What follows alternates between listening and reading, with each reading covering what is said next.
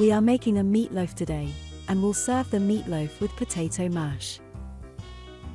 You will need half a kilo of minced beef, half a kilo of minced pork, 2 eggs and 1 egg white, 10 heaped tablespoons of breadcrumbs, 1 onion, 5 cloves of garlic, 2 teaspoons of salt, 1 teaspoon of black pepper, 1 teaspoon of ground caraway, 1 teaspoon of marjoram, 2 teaspoons of Dijon mustard, and lard or frying oil.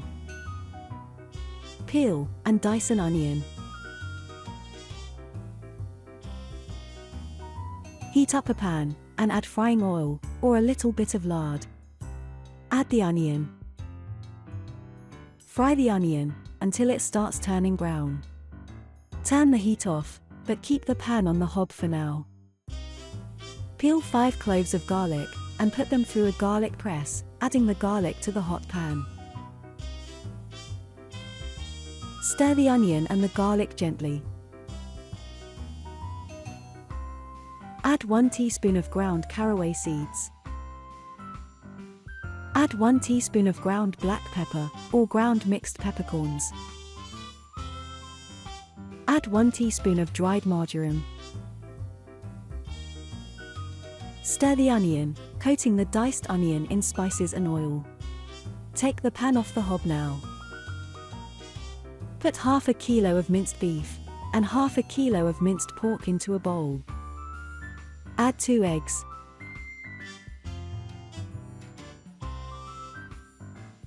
Add 2 teaspoons of salt. Use a spoon or a fork to combine all ingredients.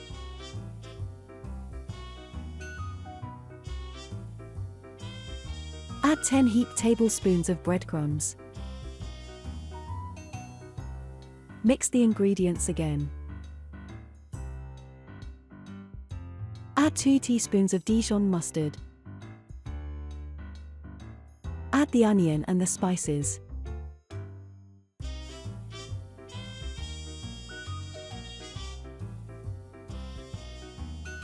Grease a baking tray with oil or with lard. Form a loaf using your hands and place the loaf inside the baking tray. Press on the loaf from all sides using your hands to ensure that there are no cracks. Brush the meatloaf with egg white. This will help to keep the nice shape while the meatloaf is in the oven. Before putting the meatloaf in the oven, add about half a cup of water. Preheat the oven to 200 degrees Celsius. We will roast the meatloaf at this temperature for about 10 minutes. Then, we will turn the heat down to 180 degrees Celsius and roast the meatloaf for another 50 or 60 minutes. Check the meatloaf from time to time and add water to the bottom of the pan if needed.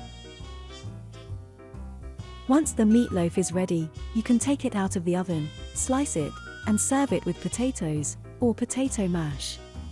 We are serving the meatloaf with potato mash, with fried shallots on top.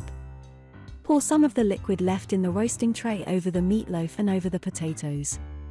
The meatloaf can be stored in the fridge and will taste nice cold on a slice of bread.